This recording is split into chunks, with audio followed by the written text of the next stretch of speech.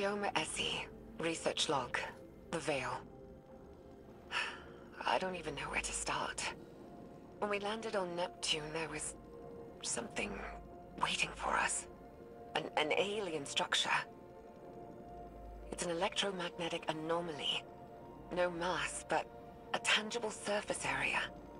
It's like a thesis statement to the von Neumann-Wigner hypothesis. It's definitely paracausal, like the Traveler. Maya calls it the Veil.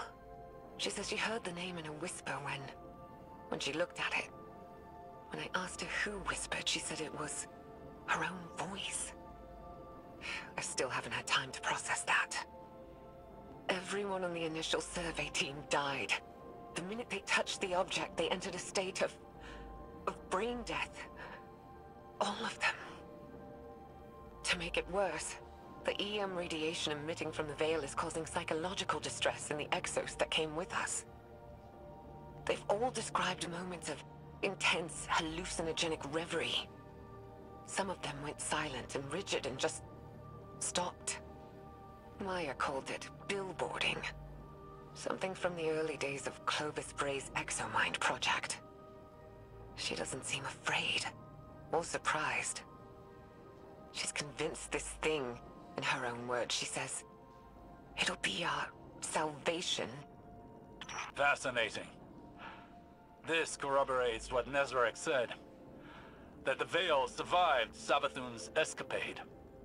This must have been the root of Savathun's betrayal, stalling the witness's plan to buy time to counter it.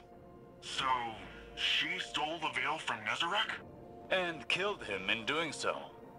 It explains what happened to the lunar pyramid, why it's dormant. Then what about the rest of this? What happened to the Exos?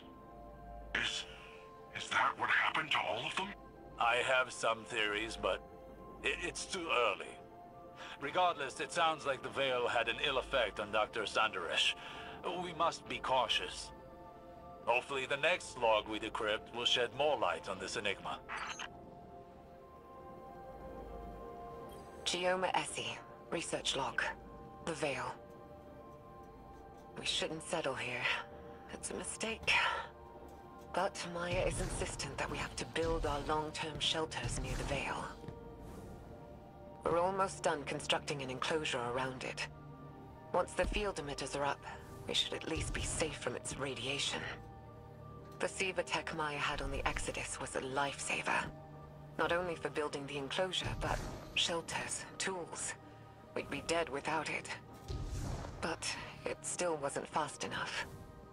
The last XO in our group succumbed to brain death yesterday. Maya's quarantined the bodies for study. She says our next step should be finding a way to draw power from the Veil so we're self-sufficient. I'm insisting on turbines instead. But she doesn't think that's good enough. Not for as long-term as this might be. Which, I guess. But I can't shake this feeling. Like we're making a terrible mistake. I'm not getting a good vibe from this. Quinn says these records contradict some of her own. But there's a ton of references to Maya Sundaresh in our archives that are redacted. I'm worried, Osiris. What if everything we've been told our whole lives? What if it was all a lie? Don't despair yet, young friend. The truth may be somewhere between these logs and what you've been told in the past. In my experience, history can be contradictory. Regardless, we won't know until we decrypt more of these logs.